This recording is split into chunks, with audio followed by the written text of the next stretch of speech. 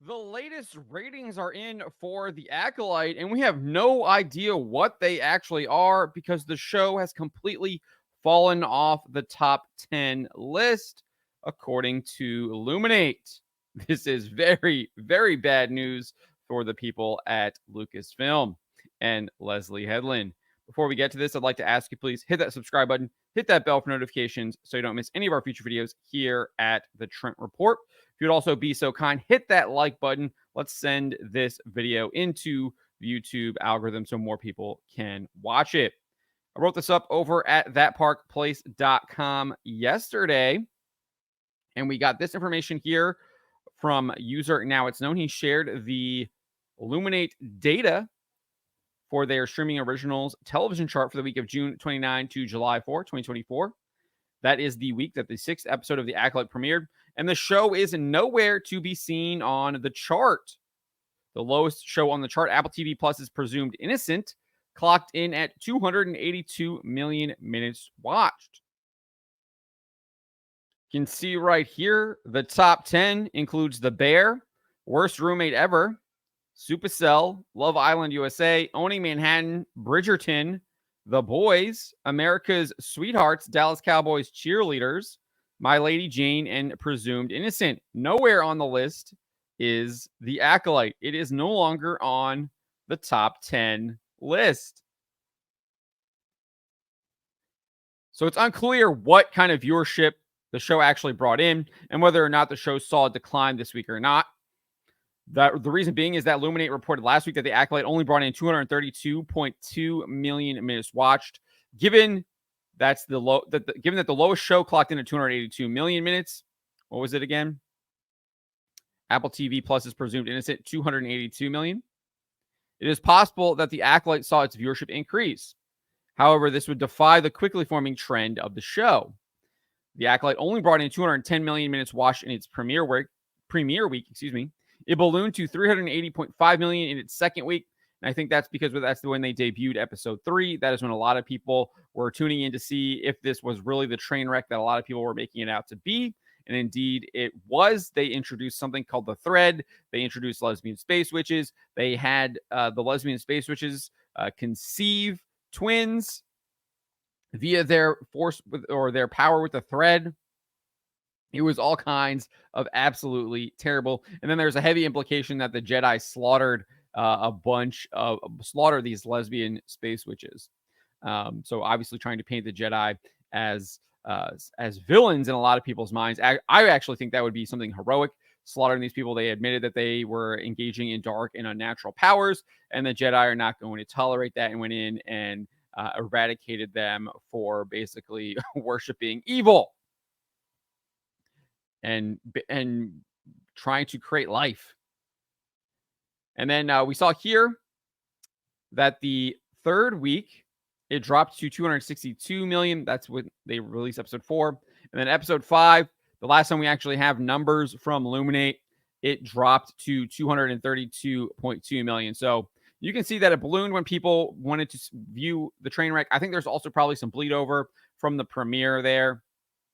They might have watched a couple days later after the premiere came out. So you saw premiere viewership there kind of bleed over into that second week, but clearly has declined since then and was on a decline trend there. And if you look at that fourth episode and the fifth episode, they were about the same runtime.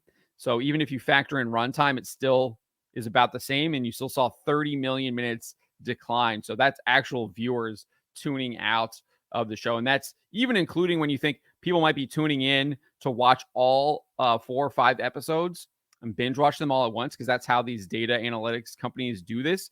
They don't just track the singular episode, they track all of the episodes of that show for that season that it's airing. So you're not so for week 5, week 6, you're getting all viewership of every single episode that people have watched. So you're not even seeing a bump based on people kind of coming in later and binge watching, which shows that there is not good word of mouth on this show. People are tuning out rather than telling their friends, family, etc. to tune in and watch. They're probably actively saying, not worth it, don't watch it. And they are indeed not watching it.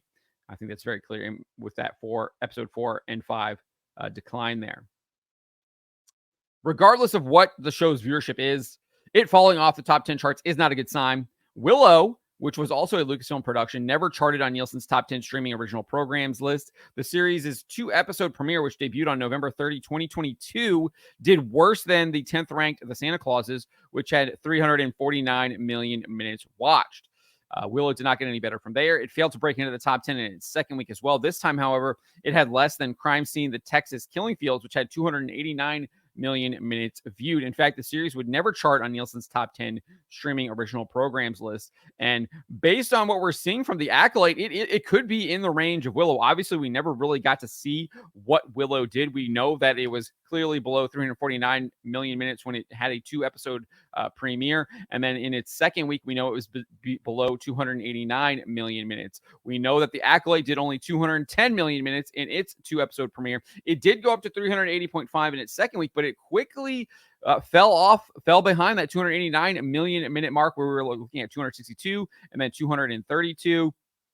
Unclear what it was for this 6th episode because it didn't even chart, but that is not good when you're looking at it being almost similar to Willow or in that Willow range, because this is what Disney did to Willow. They canceled it. They did not renew it. They did not get a second season. And then they completely pulled it from Disney Plus altogether as part of a massive $1.5 billion impairment charge. An SEC filing noted this on May 26, 2023.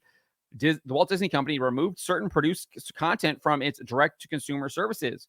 As a result, the company will record a $1.5 billion impairment charge in its fiscal third quarter financial statements to adjust the carrying value of these content assets to fair value. So basically, they took a giant write-off because they spent a ton of money on Willow. No one was watching it. It wasn't worth that. So they took a tax write-off for it. We saw this with Warner Brothers Discovery. They did this with Suicide Squad, Kill the Justice League. They took a $200 million write-off on that video game. And the Acolyte looks like it is in Willow territory here, falling off the top 10 charts, below 289 million minutes viewed. For the past 2 weeks, we know that has been the case. The competition just wasn't as tough as what Willow had, I guess, back in 2022.